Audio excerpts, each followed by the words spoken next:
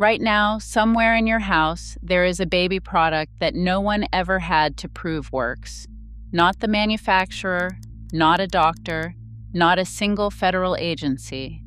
In the United States, there is no government office that looks at a new baby product, tests whether it does the thing on the box, and gives it permission to be sold.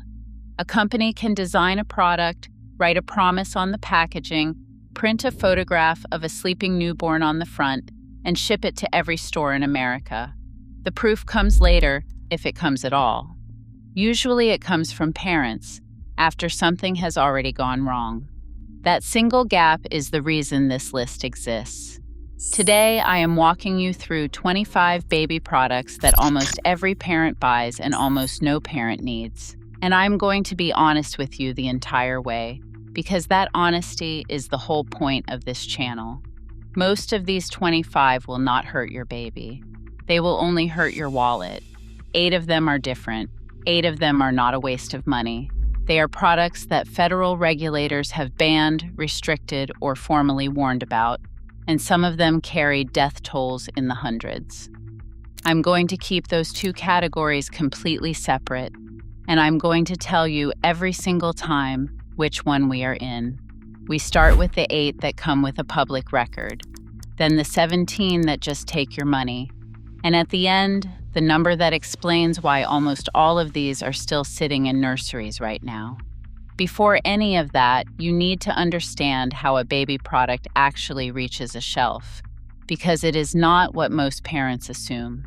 In the United States, baby gear falls under the Consumer Product Safety Commission, the CPSC, and the CPSC works almost entirely after the fact. There is no pre-market approval. The agency does not review your stroller before it exists. It writes safety rules, and then it responds to what goes wrong. There is one genuine layer of protection, and it is worth knowing. Under the Consumer Product Safety Improvement Act, passed in 2008, children's products have to be tested by an independent laboratory the CPSC has accepted, and the manufacturer has to issue what is called a Children's Product Certificate. That is real. But read what it actually covers.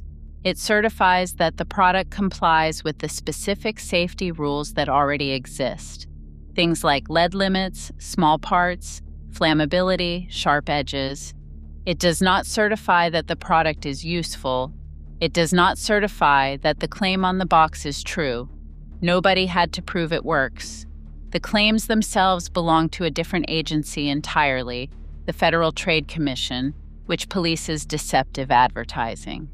The FTC does ACT. It brought a case over the Your Baby Can Read program, which settled with the company and its former chief executive back in 2013. It issued a consent order in 2004 against a mosquito repellent clip marketed for strollers over claims the company could not substantiate. And as recently as July of 2026, it finalized an order against a company selling height supplements for children.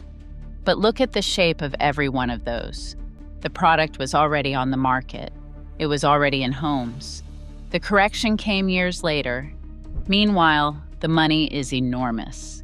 According to Global Market Insights, the United States baby care products market was worth $33.6 billion in 2024 and is projected to reach $50.6 billion by 2034. That is an industry with every incentive to invent a product for a problem you did not know you had, and almost no requirement to demonstrate it solves anything. So here is the first documented case, and it is the one that changed the law. Number 1, Incline Sleepers. In 2009, Fisher-Price launched the Rock and Play Sleeper. It sold 4.7 million units at prices between $40 and $149. It was recalled on April 12, 2019. When the CPSC re-announced that recall on January 9, 2023, the reported figure had climbed to roughly 100 infant deaths, and at least 8 of those occurred after the product had already been recalled. Fisher-Price has noted that it could not confirm in every single report that its product was the one involved, and that is a fair caveat to state. Number 2, the Kids 2 rocking sleeper, recalled in the same wave. 694,000 units and 15 reported infant deaths, 11 before the recall and 4 after. Those 2 products and the reporting around them produced the Safe Sleep for Babies Act, signed on May 16, 2022. It declared inclined sleepers with a sleep surface steeper than 10 degrees to be banned hazardous products, effective November 12, 2022. If a product is angled and marketed for your baby to sleep in it, it is not merely unnecessary. It is illegal to sell. Number 3, padded crib bumpers, banned by that same law on the same date. And here is the detail that reframes the entire product. Since 1973, federal rules have required crib slats to be narrow enough that a baby's head cannot fit through them.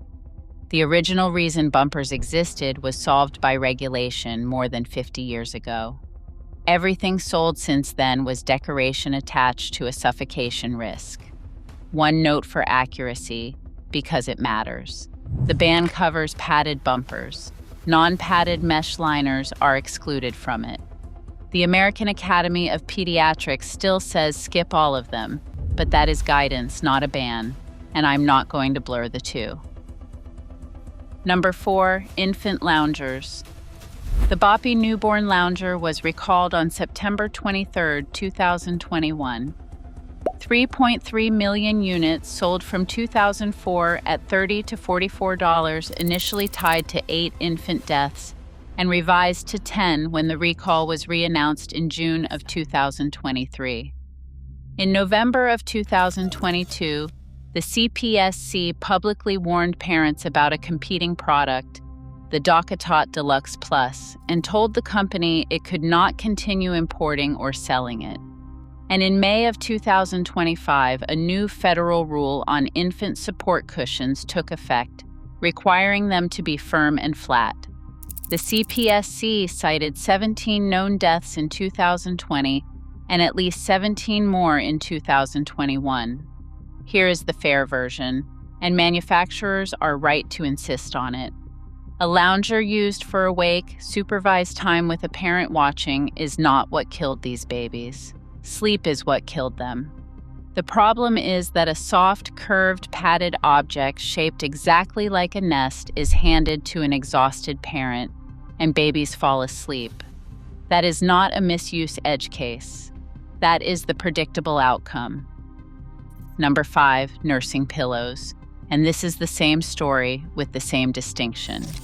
In October of 2024, the CPSC published a mandatory federal standard for them, effective April 23, 2025. The agency said it was aware of 154 infant deaths and 64 injuries between 2010 and 2022, roughly 12 deaths a year, most involving infants under 3 months, and the majority involving the pillow being used in or on a sleep surface. Nursing pillows are still legal and still useful. If you had a cesarean, a feeding pillow is genuinely valuable. It is a feeding tool, it is not a bed. Number 6, sit-in wheeled baby walkers. Canada banned them outright on April 7, 2004, the first country in the world to do it, and the ban covers resale, so you cannot legally sell one at a garage sale there. The American Academy of Pediatrics has called for a United States ban for decades and reaffirmed that position in 2018, stating there is no clear benefit from their use. A Pew Research published that year found roughly 231,000 American children under 15 months were treated in emergency rooms for walker-related injuries between 1990 and 2014, most of them head and neck injuries, about 2/3 from falling down stairs.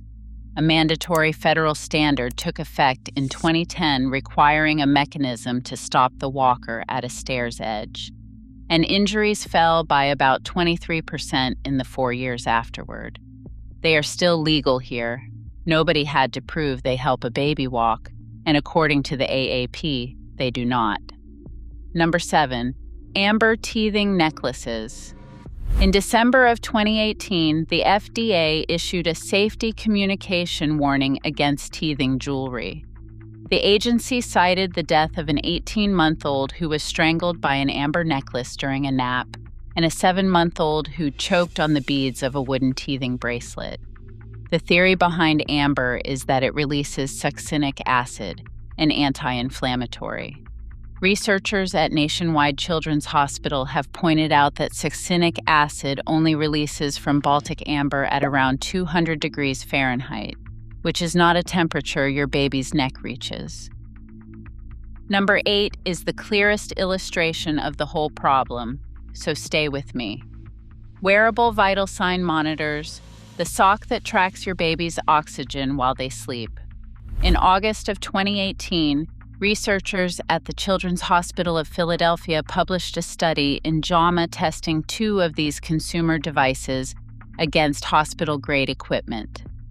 The Owlet Smart Sock detected low oxygen with a sensitivity of about 88.8%, meaning it worked much of the time but not reliably. And in 5 of 12 infants, it at some point displayed normal oxygen when oxygen was actually low.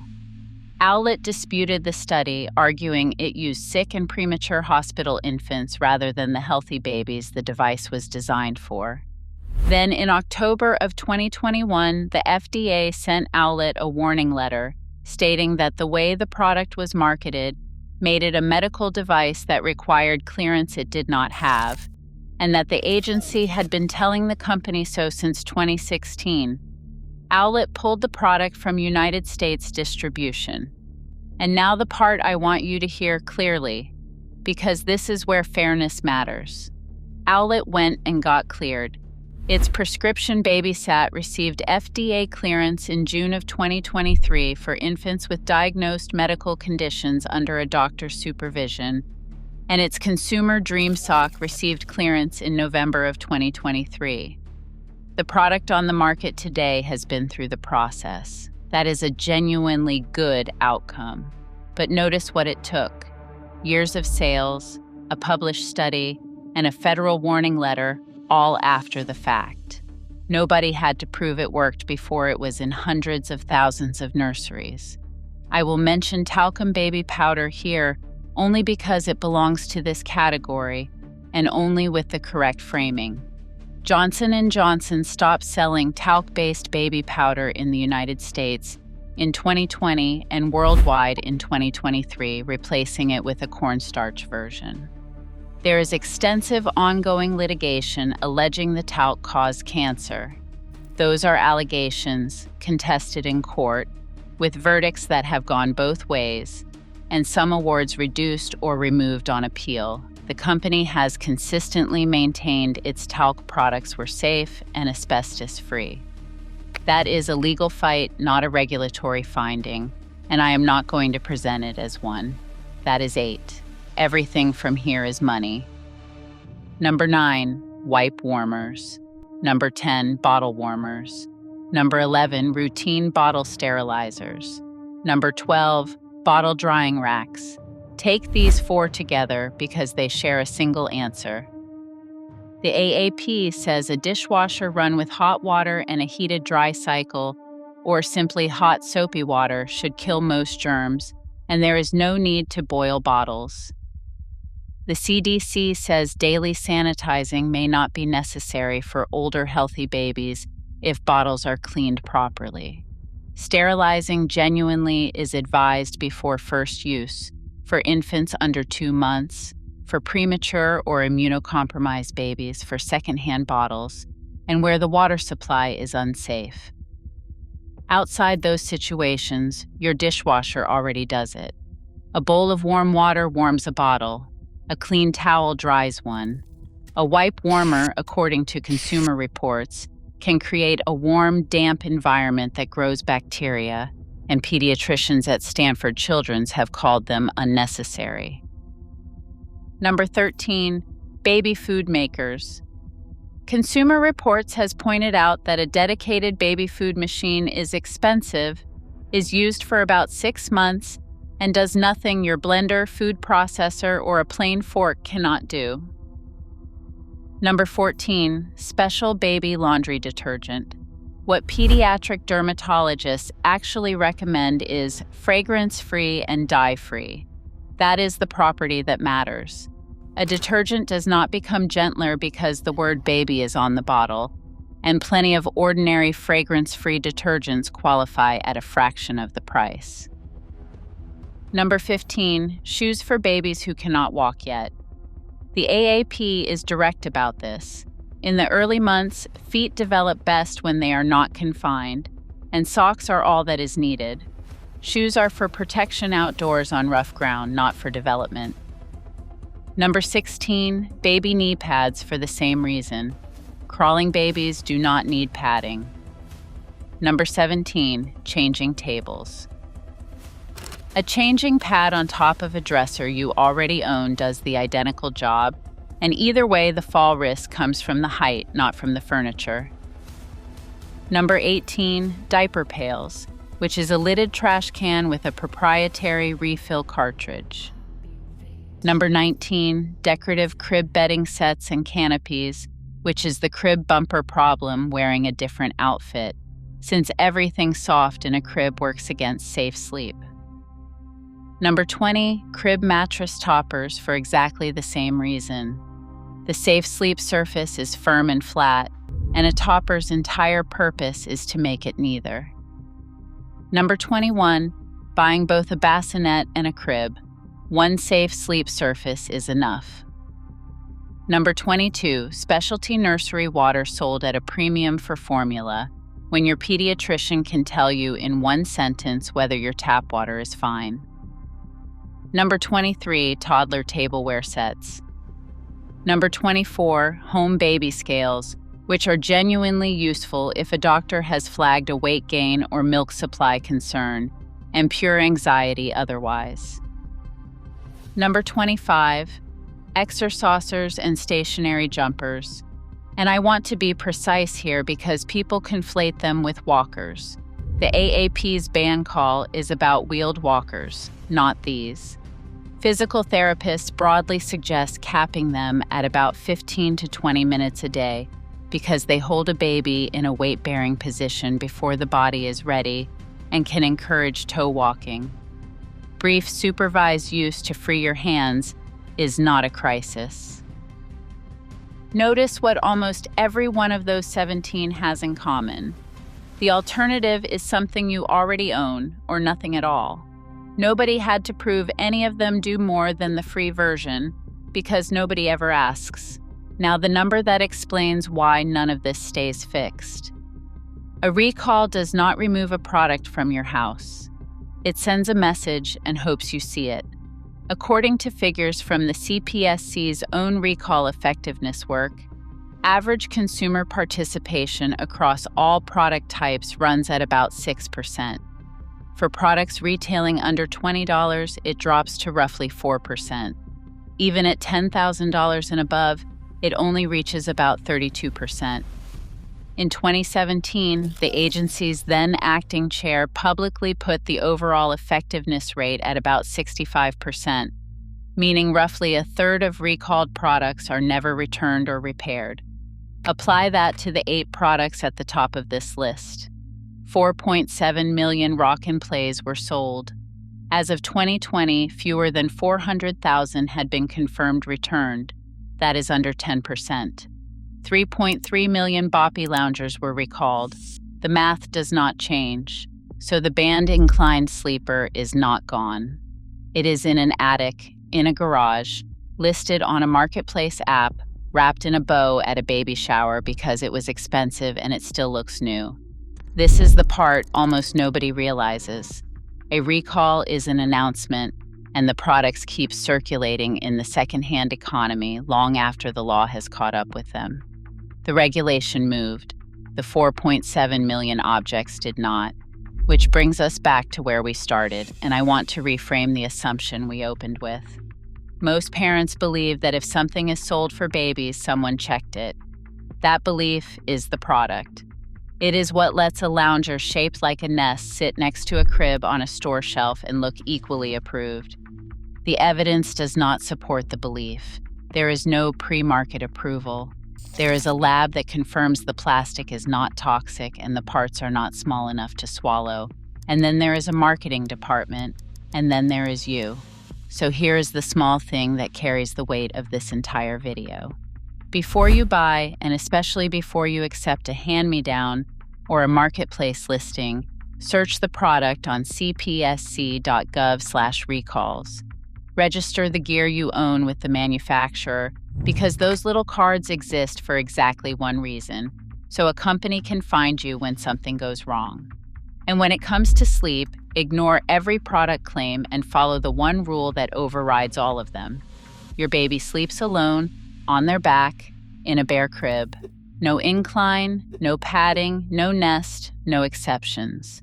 If you have a specific medical concern about your baby's breathing, weight, or development, that is a conversation for your pediatrician, not a purchase. 25 products, 8 with a public record, 17 that only take your money. And one thing true of all of them, nobody had to prove any of it works before it reached you, which means the last check in the system is not a laboratory or an agency. It is a tired parent at 11 at night deciding what actually goes in the crib. If this made you look at your nursery differently, stick around, because we go through the products in your home that nobody else is willing to question.